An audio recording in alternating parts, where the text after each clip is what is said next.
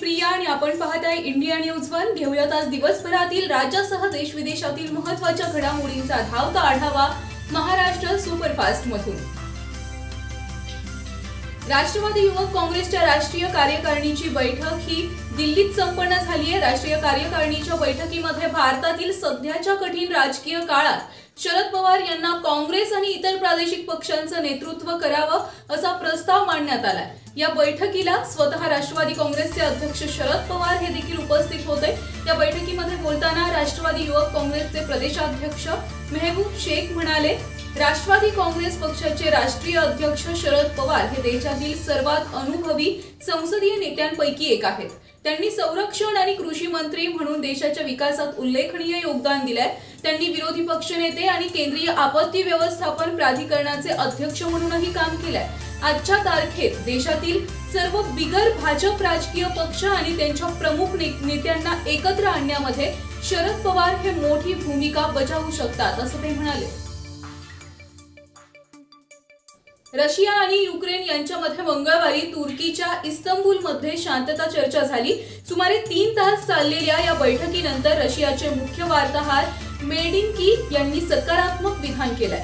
रशियाचे राष्ट्राध्यक्ष Vladimir Putin आणि युक्रेनचे राष्ट्राध्यक्ष व्होलोदिमीर झेलेन्स्की यांच्यात युद्ध थांबवण्यासाठी बैठक होऊ शकते। याआधी दोन्ही देशांच्या परराष्ट्र मंत्र्यांमध्ये याबाबतची चर्चा होणार आहे। रशियाने कीव्ह आणि चेर्निहाइव्ह मधील लष्करी हालचाली कमी करण्याचा निर्णय घेतला। कीव्हच्या पत्रकारांनी युक्रेनियन सुरक्षेची हमी देण्यासाठी आंतरराष्ट्रीय कराराची मागणी केली आहे। शेतकरी नेते सदाभाऊ खोत यांनी राष्ट्रवादीचे ज्येष्ठ नेते शरद पवार यांच्यावर खोचक शब्दांमध्ये टीका केली आहे। त्यामुळे आता पुन्हा एकदा राजकीय वर्तुळात नव्या वादांना तोंड फुटलंय।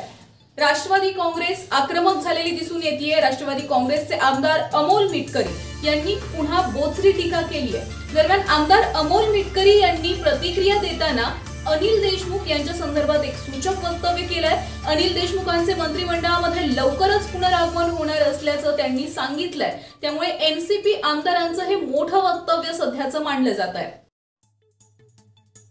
आसाम आणि मेघालय सरकारनं मंगळवारी संध्याकाळी राष्ट्रीय राजधानीत त्यांच्या 50 वर्षांच्या प्रलंबित सीमा अंतराचे निराकरण करण्यासाठी एका करारावर स्वाक्षरी केली आहे। आसामचे मुख्यमंत्री हिमंता बिस्वा शर्मा आणि मेघालयचे मुख्यमंत्री कोनरॅड संगमा यांनी गृहमंत्री अमित शहा यांच्या उपस्थितीमध्ये आंतरराज्य सीमा समस्या सोडवण्यासाठी सामंजस्य करारावर स्वाक्षरी केली आहे। आणि यावेळी गृहमंत्री अमित शहा म्हणाले की आजचा दिवस हा ऐतिहासिक आहे। विधानसभा निवडणुकीच्या दारुण पराभवानंतर बहुजन समाजवादी पार्टीच्या प्रमुख माजी मुख्यमंत्री मायावती यांनी रविवारी पक्षाच्या पदाधिकाऱ्यांची बैठक घेतली आहे। बैठकीत उत्तर प्रदेश निवडणुकीचा आढावा घेण्यात आला।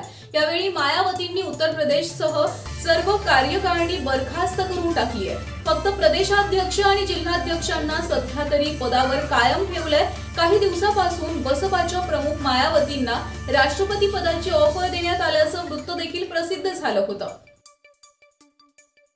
राज्यात कोरोनाचा शिरकाव झाल्यानंतर संसर्ग रोखण्यासाठी विविध प्रतिबंधात्मक उपाययोजना हाती घेतल्या गेल्या। कोरोनाचा धोका लक्षात घेऊन देशासह महाराष्ट्रातही कडक लॉकडाऊन लावण्यात आलं होतं आणि याचबरोबर नंतरही संचारबंदी आणि रात्रीची संचारबंदी अशा स्वरूपात निर्बंध लावण्यात आले होते। या काळात नियमांचं उल्लंघन करणाऱ्यांवर गुन्हे दाखल करण्यात आले होते। हे गुन्हे रद्द करण्याचा प्रस्ताव राज्य सरकारच्या विचाराधीन असून लवकरच त्याबद्दलचा निर्णय घेतला जाणार आहे। राज्याचे गृहमंत्री दिलीप वळसे पाटील यांनी याबाबतची माहिती दिली आहे। उत्तराखंड काँग्रेसनं मोठं पाऊल उचललंय। पक्षाचे प्रदेश उपाध्यक्ष अकील अहमद यांना पक्षातून 6 वर्षांसाठी निलंबित केलंय। उत्तराखंड निवडणुकीदरम्यान भारतीय जनता पक्षानं मुस्लिम विद्यापीठ सुरू करण्याबाबत काँग्रेसनं केलेल्या वक्तव्यावरून अहमद यांना घेरलं होतं आणि त्यानंतर अहमद यांनी माजी मुख्यमंत्री हरीश रावत यांच्यावर टीका केली होती आणि उत्तराखंडमधील काँग्रेसच्या पराभवाला रावतच जबाबदार असल्याचं म्हटलं होतं। आता पुन्हा हा वाद पेटला असून रावत यांनी राजकारणातून संन्यास घ्यावा असंही अहमद म्हणाले आहेत। महामार्गावरील वाढत्या गुन्हेगारीला आळा घालण्यासाठी ठाणे जिल्ह्याचे पालकमंत्री एकनाथ शिंदे यांच्या पुढाकाराने प्रथमच महामार्गावर सीसीटीव्ही कॅमेरे बसवण्यात येणार आहेत। ठाणे ग्रामीण पोलिसांच्या हद्दीमध्ये येणाऱ्या ठाणे कसारा महामार्गावरील 22 ठिकाणं या सीसीटीव्हीच्या निगराणीखाली येणार असून गृह विभागानेही या प्रस्तावाला मंजुरी दिली आहे। शिंदे यांनी पुढाकार घेऊन जिल्हा नियोजन समितीच्या फंडातून 2,55,00,000 रुपयांची तरतुदीला मंजुरी दिली आहे। पालिकेच्या उत्पन्नाचा मुख्य स्रोत असलेला मालमत्ता कर थकवणाऱ्या मुंबई मेट्रोच्या 11 मालमत्तांवर जप्तीची नोटीस बजावण्यात आल्यानंतर मुंबई हायकोर्टाने मोठा निर्णय दिलाय। पालिकेने नोटीस बजावलेल्यांमध्ये मेट्रोच्या 8 स्थानकांचा समावेश आहे। मुंबई हायकोर्टाने मालमत्तांचा पाणी पुरवठा आणि मलनिस्सारण वाहिनी खंडित करण्यास मज्जाव करत मेट्रोला दिलासा दिलाय। तसेच पालिकेसह राज्य सरकारलाही 2 आठवड्यामध्ये सविस्तर प्रतिज्ञापत्र सादर करण्याचे आदेश दिले।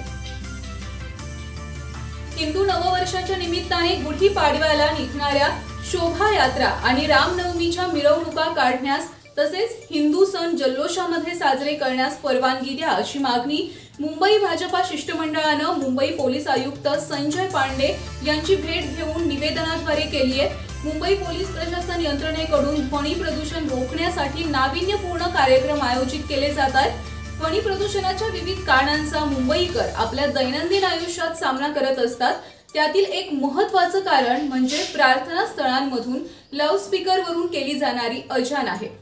कोणीही अजानच्या विरोधात नसून लाऊडस्पीकरच्या माध्यमातून मोठ्या आवाजात अजान दिल्यामुळे ध्वनी प्रदूषण होत असून मुंबईकरांचा याला विरोध आहे। मुंबईकरांच्या भावना या मुंबई पोलीस आयुक्त संजय पांडे यांच्यापर्यंत पोहोचाव्यात यासाठी मुंबई भाजपा शिष्टमंडळाने पोलीस आयुक्तांची भेट घेतली आणि हिंदू सण जल्लोषात साजरे करण्याची परवानगी द्यावी अशी विनंती करणारं निवेदन हे सुपूर्द केलंय।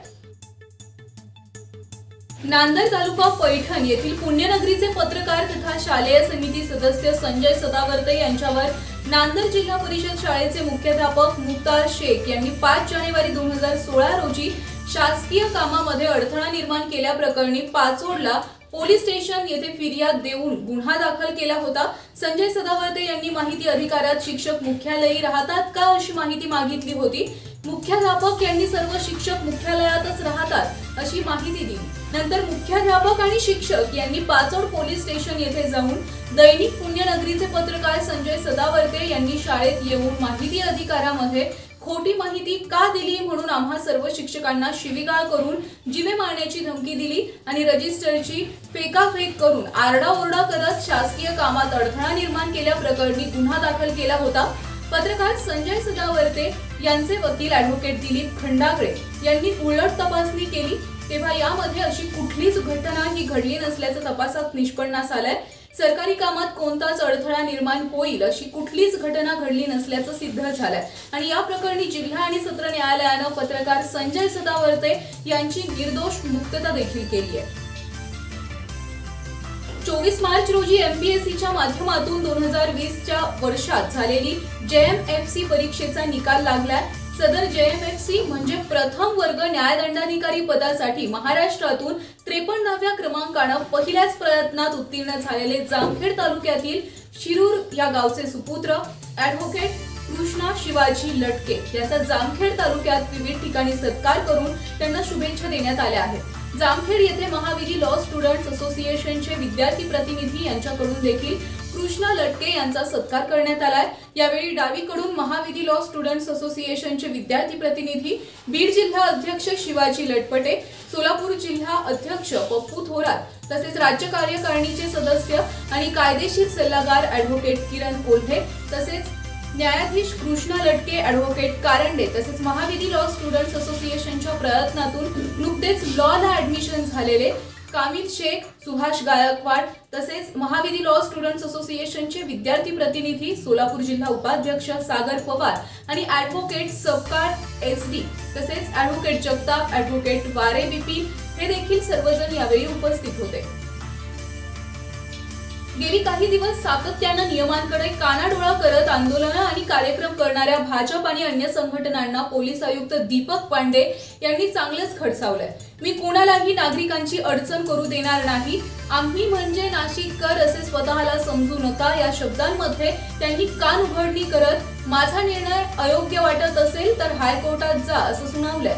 नाशिक शहर 20 लाख लोकसंख्येचं आहे।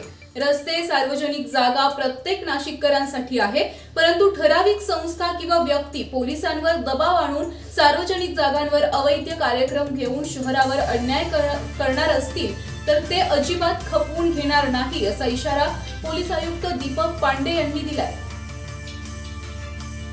अभिनेता नवाजुद्दीन सिद्दीकीने बॉलिवूडमधल्या वर्णभेदावर आता निशाणा साधलाय. बॉलिवूडमधील वर्णद्वेष आणि घराणेशाही हे तसे जुने मुद्दे आहेत.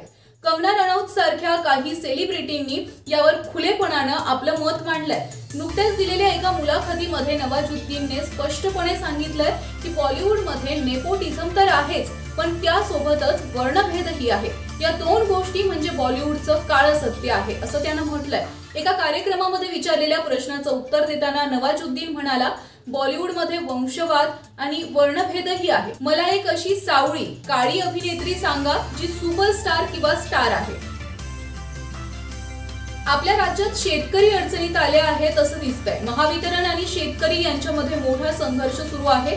अनेक ठिकाणी सध्या शेतकऱ्यांची वीज तोडली जात असल्यामुळे शेतकऱ्यांना खूप अडचणींना सामोरं जावं लागतंय. मात्र आता सरकारकडून एक शेतकरी एक डीपी 2022 ही योजना आणली गेली आहे. त्यामुळे याकडे आता सर्वच शेतकऱ्यांचं लक्ष लागलंय. प्रेक्षक आज दिवसभरातील राज्यासह देश विदेशातील महत्त्वाच्या घडामोडींचा धावता आढावा घेऊन झाला आहे. मात्र अशाच प्रकारच्या नवनवीन आणि ताज्या अपडेट जाणून घेण्यासाठी आजच इंडिया न्यूज 1 या आमच्या चॅनलला लाईक करा, शेअर करा आणि सबस्क्राईब करायला विसरू नका.